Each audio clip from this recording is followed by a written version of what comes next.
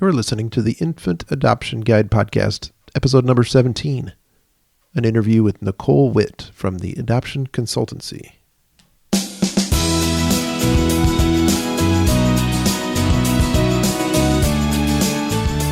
Well, hello, everybody. Welcome back to another episode of the Infant Adoption Guide Podcast. My name is Tim Elder. I'm an adoptive dad, and this is the show all about domestic infant adoption. That's right. This is where we give you the resources, the inspiration, and most of all, the hope to help you shorten the time, decrease the cost, and get you through your adoption journey to make it less stressful for you. It's all here to help you become the mom and dad that you want to be. So, first of all, I want to tell you, I have 4 free adoption resources waiting for you on my website, infantadoptionguide.com/welcome. These 4 free resources will help you save time, money, and stress, just like we're talking about on your journey. So they're free. All you have to do is enter your first name and your email address, and I'll send them right to you and get you started. Or even if you're already in your adoption journey, there are things that you can learn through these resources that will get you started. And you can get updates from our website too by signing up there. So I appreciate that. This episode I really am excited about because it's all about adoption consultants, and specifically the adoptionconsultancy.com, where Nicole Witt is the executive director. And what you're going to learn about is who adoption consultants are, what they do, how they can help you adopt. And specifically, Nicole will talk about her company and how they can help you. But in general, adoption consultants helps hopeful adoptive families if you're starting the process, or if you're already in the process and you're just feeling overwhelmed, you feel like you have no hope. There are a lot of ideas and things you can do, and Nicole can specifically talk about those in the podcast today. And I mean, it's just really helpful to know that you actually do have some hope. You do have some control. And we'll talk about that today in how you can do that in your journey to parenthood. I mean, Nicole, the adoption consultancy really helps you navigate through the process. They help you with just avoiding the obstacles, the disappointments, and overcoming those, because you may have some anyway through the process. It can come, but she will give you the guidance to get through it, her and her team. And you'll hear a lot about how she can do that and ways that she can do that. And she'll give you some tips as well. But it's interesting that even on her website, it says you can complete your domestic adoption on average within 3 to 12 months after your home study is ready and you're ready to be presented to birth parents. So it's really exciting to know. That's 2 of our biggest things that we worry about when we come into adoption is how much we're going to have to wait and how much it's going to cost. And we'll talk about both of those in the podcast today. So without any further ado, let's just get into the interview with Nicole Witt from the Adoption Consultancy. Okay, everybody. Today we have Nicole Witt with us on the show. She is the executive director of the Adoption Consultancy, which you can find at theadoptionconsultancy.com. She's a frequent speaker on adoption, and she's really recognized as an adoption information source for all over the place. She's been interviewed by all sorts of media, including Fox News, World News Tonight, CBSNews.com, a bunch of other TV and radio outlets over the years, including other adoption podcasts such as Your Adoption Coach and the Creating a Family podcast. And she's also a professional member of Resolve, which is the National Infertility Association.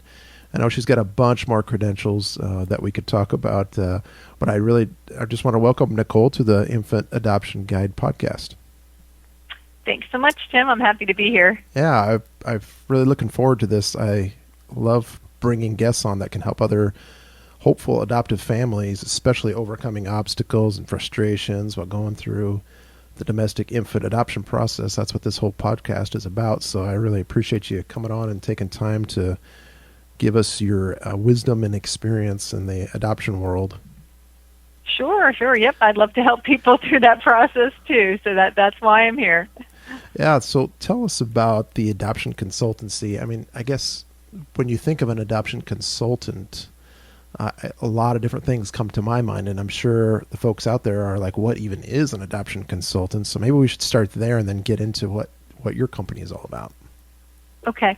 Yeah, a lot of people have never heard about adoption consultants. And I tell people that we're sort of a simple way to grasp the idea is that we're kind of like wedding planners for Yeah. adoption. Okay. So we guide people step by step through the whole process. We connect them with the right resources that they need at different stages through the process. Part of what we do is create a customized plan for our clients with multiple agencies and attorneys who will be able to help them best, and we get them out there with multiple sources without them having to spend a lot of money to do so they have a lot more opportunities.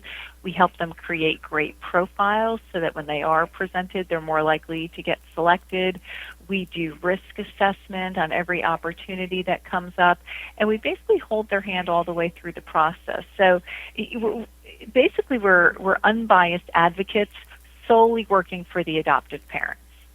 Right. So you're not a placement agency, you're not a facilitator, you're not anything that deals directly with birth mothers or birth parents or expectant Correct. parents. You're really dealing with the hopeful adoptive parents, trying to get them through the process safely with less risk and quicker, correct?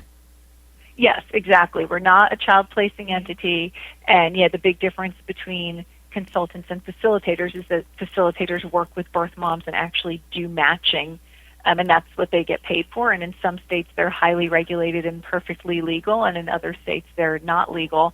But consultants are totally different. We never interact directly with the birth parents. That's what the agencies and attorneys who we work with do. Absolutely. Okay. Well, I want to dive into that, but first I wanted to really ask you how you even got into this. What ties do you have to the adoption world, and what's your story of how you got this going? Yeah, well, like many people who work in this area, my husband and I went through our own infertility struggles, and during the course of that process, we, kind of came to a crossroads where we found out we weren't going to be able to have biological children. And at the time, we really never gave adoption sort of a fair shot. It really wasn't sort of in our consideration set. And the reason why was because of all the myths out there that we believed about adoption. We thought that it takes years to adopt a healthy newborn, that, the birth parents could come back and take the child back. And I tell people when I speak on this subject that although I'm a bit ashamed to admit it now, kind of in the deepest recesses of my heart, I was worried that I wouldn't love that child in the same way. Right. And so we never really considered it, and we ended up going forward with donor egg and had our two amazing children through, the incredible generosity of an egg donor. So of course, I never for a minute regret that decision. But as a result of going through that process, I became active with Resolve, and I started volunteering with Resolve. And as I did that, I learned that all these things that I believed about adoption were not true. And on top of it all, at that point, I was a mom to children who were not genetically related to me. And I realized, wow, there's no way on earth I could love these children anymore. So it was sort of all that came together. And I felt, people really need to understand what a great option this is. And that's what led me down this path. Awesome. Yeah. It is amazing. Given the path that you were on, that you came back around to adoption, and it was helping people through adoptions. That's really cool. We've touched on what the adoption consultancy is, and how you help people. Do you have a team that helps you then, or you do this by yourself? How does that work in your company? I do have a team. I interact personally with all of my clients, but I have kind of a support team, if you will, back office support, and I have someone who answers phones and may do some Q&A sessions and things like that. But when we get really involved with a client and are starting to get into a customized plan and approach for them and so on, then I'm the one working directly with those clients. Right, I see that. Yeah, excellent. Yeah, I would think in order to help as many people as you can, you almost have to have some support there. But it's helpful to know that if people come to you, they can actually talk to you and get you your experience and your advice. So that's great. you say on your website, I did some research and was looking around, and even right on your front page, it says you can complete your domestic adoption on average within 3 to 12 months after your home study is ready. And that's really, as an adoptive vet myself, and now we're starting our third adoption, that's pretty appealing to say, wow, you can reduce your time to that amount. That's incredible. How do you get that wait time decreased so much? Almost all of our clients do adopt in less than a year. And yeah, again, as you said, when I start sort of counting the time, if you will, is not only from when their home study's ready, but from when their profile is done, Right. and they are, they've completed the agency or attorney applications, and they're out there being active, starting to be ready to be presented to birth moms, because everybody takes a different amount of time to get through that upfront process. But once they're out there being presented, again, almost all of our clients adopt within that time frame, and it's really due, excuse me, to the combination of two things. So like I had briefly mentioned before, we create a customized plan for each client, and we get them out there with multiple agencies and attorneys. And one of the key things that we look for in the places that we work with is that they charge very little, if anything, up front in terms of application fees. So we don't work with places that charge thousands of dollars just to sign up with them. So the places might charge $0, might charge $100, a couple $100, things like that. So our clients can afford to sign up with maybe 5 or 6 different places. So they're going to have 5 or 6 times as many opportunities than if they were just signed up with one. And then, as I had also briefly touched on, we help them create a really great profile. So the combination of having a lot more opportunities and having a profile that's much more likely to get selected is how our clients are able to adopt more quickly. Absolutely. So when you generally help people that are just starting out in the adoption process, or do people come to you after they've been waiting and they don't know what else to do, and they've kind of come across you and want your help?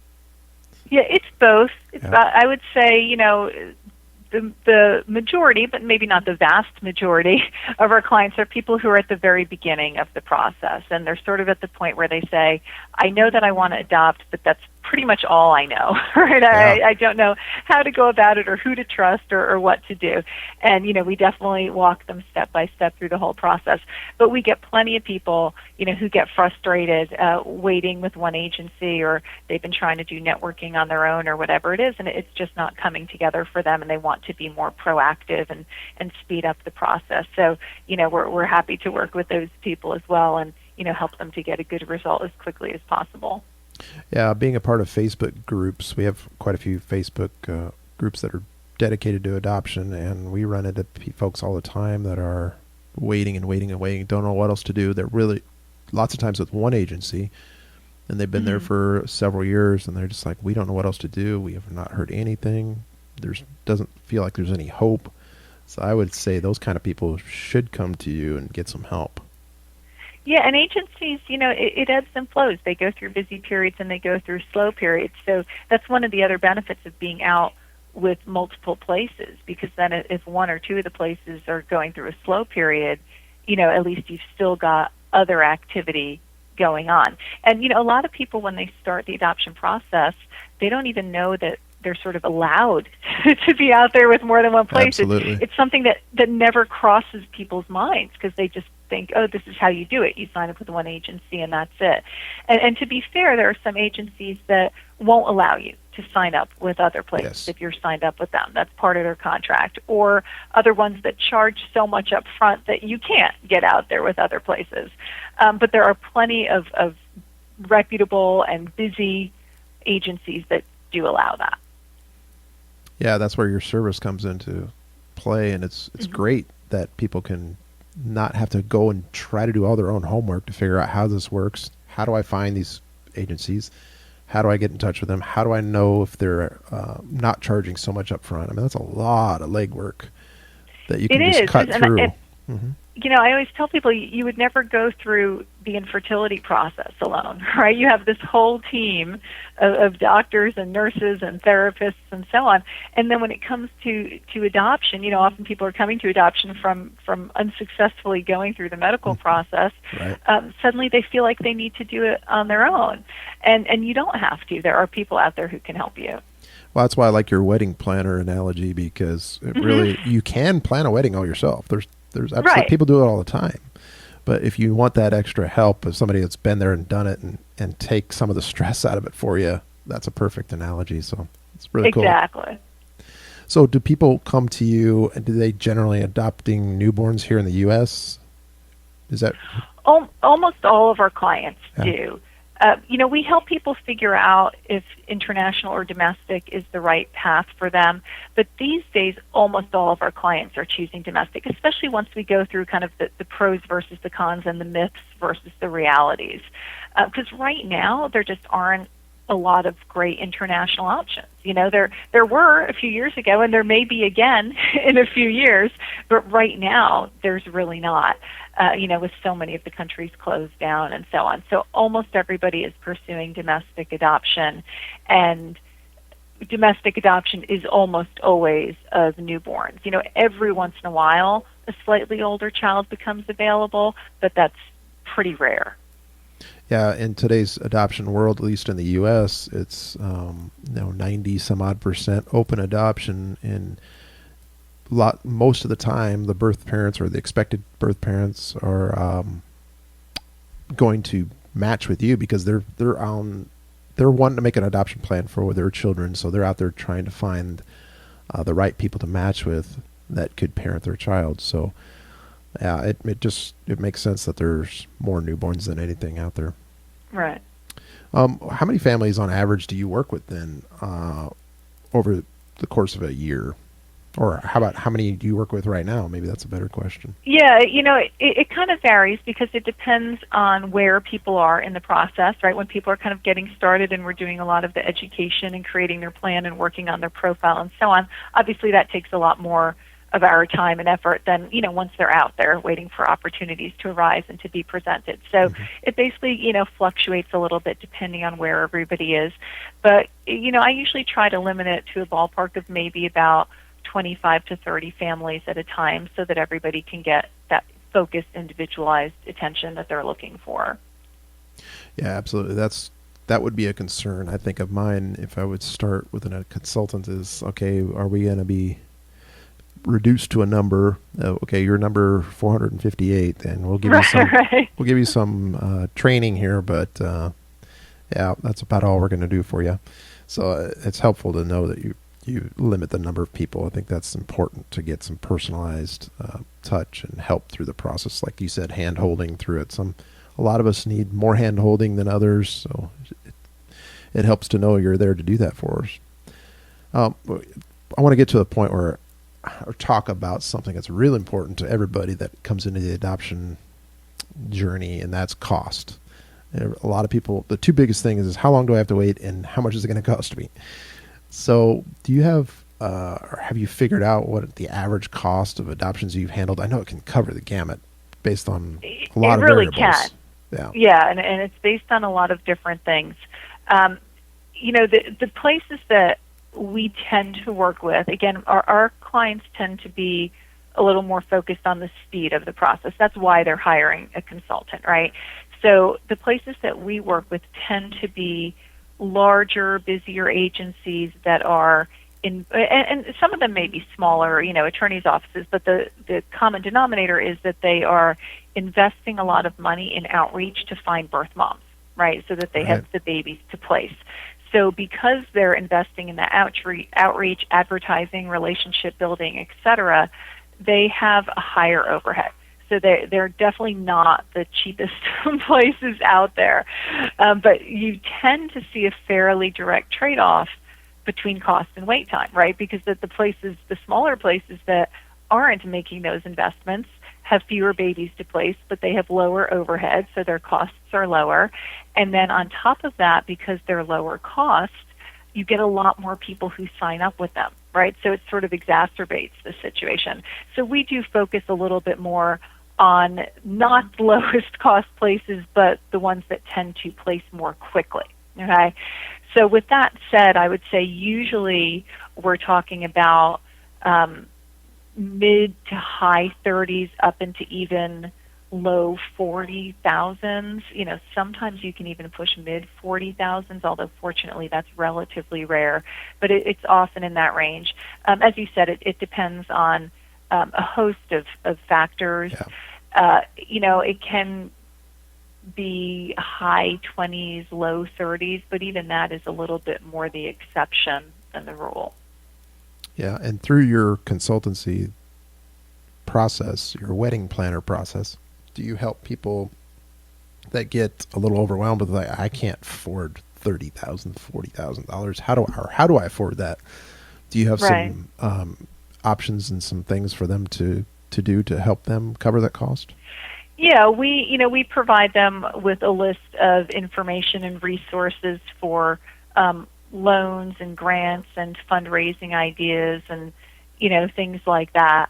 But we don't actually provide any loans or grants Sure. or so on. And because ultimately they have to pay the money to the child placing entity, to the agency or the attorney. So we're not really involved in that piece of the process, but we do provide them with resources to try to get their funds together.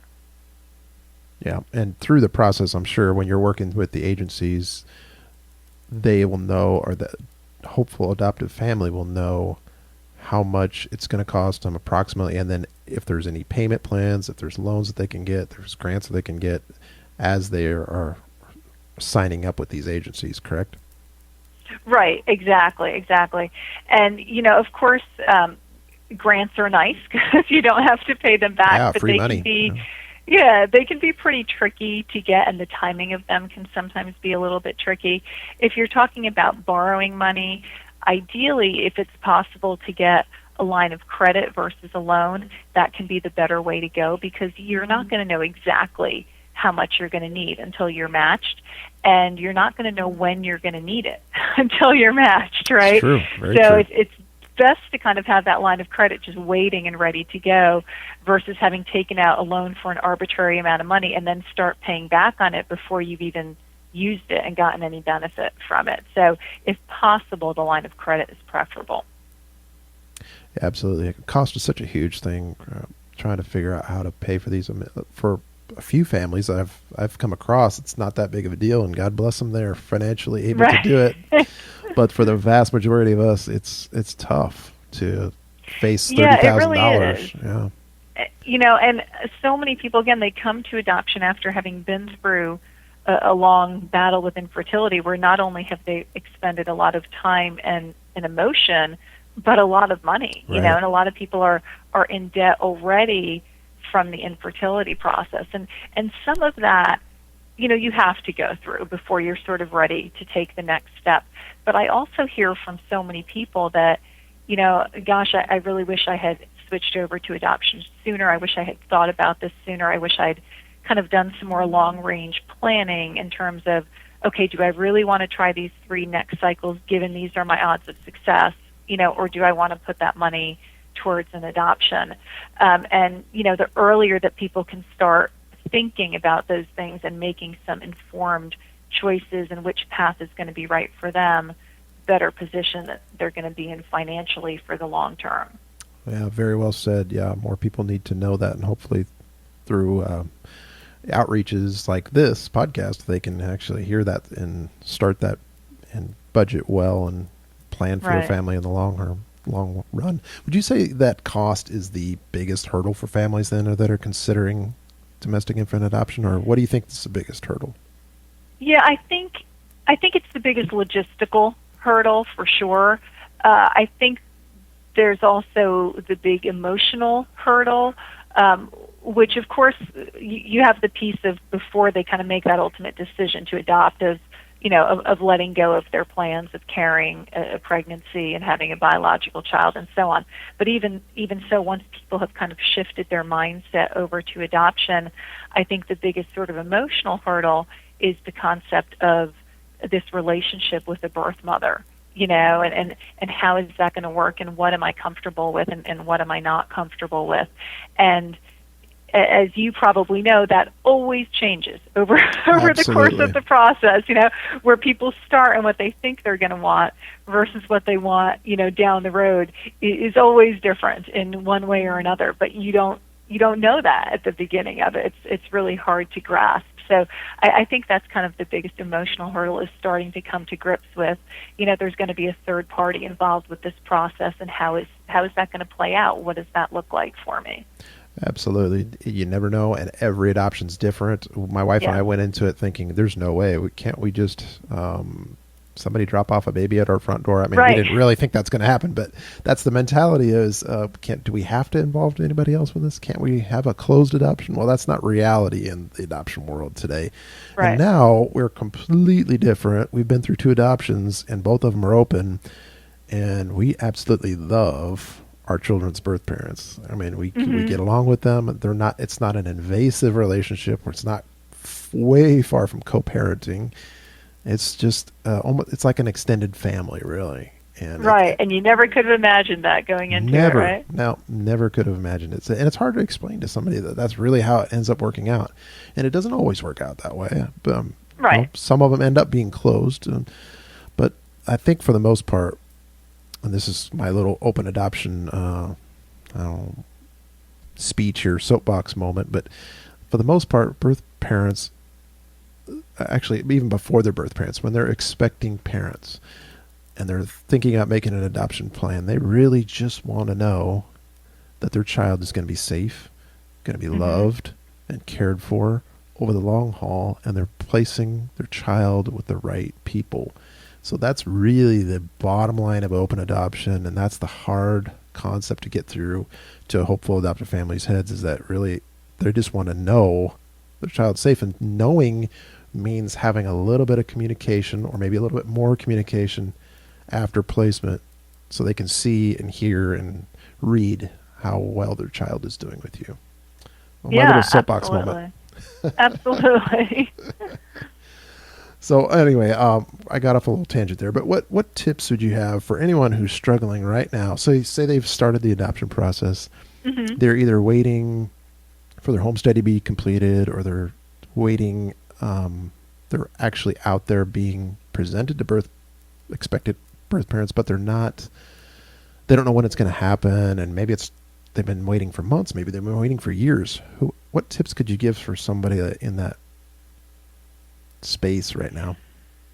Well, I think that, one of the great things about adoption that's different from going through the infertility process is that you do have control over parts of the process, right?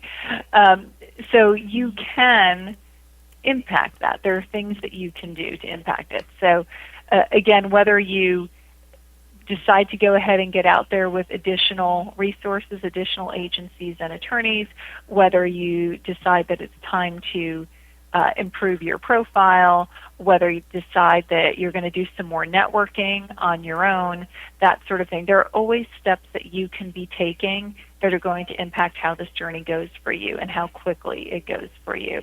So you have control over the process. It's just a matter of, do you want to grasp that control, and which are the steps that you're comfortable taking, which are the ones that are right for you. But there are always steps that you can take to speed up this process for yourself. Well said. Absolutely. Yep. I think sometimes we get lulled into the feeling of hopelessness. Well, we signed up with an agency. We are, everything is in their hands, and there's nothing else we can do. Right. I did what I was supposed to do. Now what? Now what? Now I'm just waiting. Well, no. Take some initiative, take some charge, and get out there and research and find things that you can do.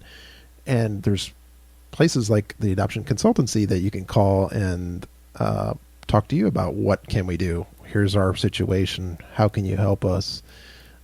If people want to do that, do you do like introductory consultants, have just a quick phone call to talk with them about where they're at in their adoption, or how does that work? Yeah, I mean, if people want to sort of chat with us generally and just ask about our services and so on, of course, they can contact the office at any time. If they want to kind of get into the specifics of their particular case and so on, obviously we need to know a little bit more about their background to be able to do that. So we do offer 30-minute Q&A sessions, and we have them fill out a background questionnaire before we do that. And we do charge a nominal amount for that. But then if they choose to go forward with our services, what they pay for that Q&A session comes off of the cost of our services, so there's no risk to them for doing that. Awesome. Yes. I encourage anybody out there that is considering adoption or stuck in the wait and feeling hopeless to give Nicole and her team a call, because they can help you. And go on their website too. I'll mention the website again. It's theadoptionconsultancy.com. Or you can just Google Nicole Witt and WITT, and it'll pop up as well. I've tried that. It works well. Well, I really appreciate you joining us. Actually, I had one more question for you. I've been thinking about this recently, because my wife and I have started our third adoption. And we've done this on our previous two, and now we're going to do it on our third adoption, and that is create an adoption video profile. And a lot of us, everybody creates a printed profile, and a lot of people even create their own websites to put pictures and text on there to try to connect with the expectant parent. What do you know about adoption video profiles? Have you heard of them? Have you used them? Do you think they work? I'm sure they're going to become more and more popular and more important. Right now, at this point, with the places that I work with, it's still very paper-based, not even using websites and that sort of thing. But here's the reason why. Because, again, I'm working with brick-and-mortar agencies and attorneys' offices where the birth mom is coming in and meeting with them in person, and the social worker can stop by her house and bring her to the doctor's appointment and so on. And I think that really reduces the chances of coming across somebody who's sort of intentionally scamming the system or that type of thing. Yeah. When people are out there searching online, it's a lot easier for somebody who is with less than honorable intentions to be hiding behind a computer screen. Who knows if they're even pregnant or if they're even a woman. True, right? True. But, when they're dealing face-to-face with an agency, it's a different story. So, I still kind of focus on that type of relationship between the birth mom and the agency. So then, she doesn't want to sit there with the agency looking over her shoulder as she's, looking at these things on the computer. She tends to want to take them and go home and look at them in privacy. Absolutely. So it's still very much the paper-based books. But I have had a couple clients start putting links, where they mention the link in the paper book, saying if you want to learn more about us or see more about us, feel free to go to this website where they have information or video or so on. Okay. And I certainly think that that's going to become a more popular way to go. But surprisingly, I would say I haven't seen a lot of it yet, again, with the places I work with. Of course, it's very different for people who are networking and advertising online. Right. Our first adoption, we hadn't ever heard of profile video, and my brother-in-law introduced us to the concept, and we're like, oh, let's try it. And our agency, actually, we worked with a Lifetime Adoption, or the facilitator out of California, and they had not done any video profiles at that point either. So we actually created one. They didn't have the ability to put it on their website at that time. They do now. So what we did was we actually put it on a DVD and put it inside our printed profile. And it was interesting because of the feedback we got back from her birth mother or her daughter's birth mother, was that she watched that over and over and over again in her DVD player. And so I thought, well, that's an interesting a new way to connect. And it wasn't just pictures, and it wasn't just pictures put to music. It was us talking into the camera. So it created the start of a relationship that was a little bit different than just looking at pictures. And a great way to differentiate yourself, when other people still really aren't doing that yet. Absolutely. And both of our adoptions happened that same way, that both sets of birth parents went, wow, you guys we just connected with you because we got to see you and hear you and get your mannerisms, and just a lot different than just seeing a printed profile. So I thought I'd ask you about that. Okay. Yeah. I have a feeling it's get bigger and bigger and bigger as we go on through the years, and videos even more easily able to, you can watch it a lot easier with YouTube and other things online. Exactly. So, okay. Well, what else would you like people to know about domestic adoption? Anything else we haven't mentioned here? I think the key thing was what we touched on a few minutes ago when you asked, what should people do if they're feeling stuck or feeling hopeless? And, I just think that that's the takeaway point, that, one, you have control over how this process can go. But the other thing is, adoption works, right? Some fertility procedures work and some don't, but adoption works. If you stick with it and you want to be a parent, you will be a parent. So adoption works. So don't lose that hope, because you never know when that right birth mom is going to come along and walk through the door. And maybe you've been, waiting a short amount of time, or maybe you've been waiting a long amount of time, but that really has no bearing on when that right birth mom walks through the door. And when she does, you're going to connect and you're going to know it. Very well said. Couldn't have said it any better. That's what people need, is hope, and that the process is going to work for them, and it will. So very well said. Thank you so much, Nicole, for joining us today. Folks can find you on theadoptionconsultancy.com, and you can find a very nice website, actually, with testimonials up there, frequently asked questions, very detailed on your services, and even a section on why choose us. I really liked that as well. So plus, if you ever want to hear any more of her interviews, I mean, she's got a ton of them on her site there with all the media clips and all the places you've been. It's pretty amazing, all the places you've done interviews for. So it's really impressive. So thanks again for joining us today, and we'll have to talk to you again down the road. Great. Thanks so much for having me, Tim. Yep. Thanks. All right. That was a great interview with Nicole Witt from the Adoption Consultancy. You can tell she's really polished. She's really understands the heart of adoptive parents, and she knows what it takes to get through adoption. She's helped a ton of people through it, and she can help you too. So I recommend you definitely go to her website, theadoptionconsultancy.com. Give her a call and see what she can do to help you, because maybe she can't help you, but at least you can try and reach out to her and see what she can do for you. On their website, like I said, they have pricing, they have their client testimonials, a frequently asked questions page, and you can sign up for her newsletter to get email tips and resources from her through email. So I encourage you to do that as well. On this show notes for this episode will be at infantadoptionguide.com/17, and there will have all the links that we talk about during this podcast. And you can also, while you're there on infantadoptionguide.com, you can go to my Start Here page. It's right on the front there. It says Start Here. If you click on that, it just shows you a ton of adoption information, a bunch of articles that I've written, and inside those articles, there's other places to go to help you on your adoption journey. So if you want even more information, I have my 7 Steps to Domestic Infant Adoption resource guide. It's on Amazon.com. You can find a link on my page, infantadoptionguide.com/7 steps, or there's a big, on the sidebar, there's a picture of the front cover. You can just click on that and go right there too. It's only $3.99. I didn't want to make it really expensive because I wanted people to get the information and get through the process. I mean, there's hardly any resource guides like this specifically geared towards domestic infant adoption. So I highly recommend you go check it out and let me know what you think. I'll be updating it, and as I update it, it sends you the updates through Amazon. So no worries about getting old information. So I would ask you if you would help me please get this podcast into the ears of more adoptive families like you. And the way to do that is real easy. It's just to leave an honest review on iTunes.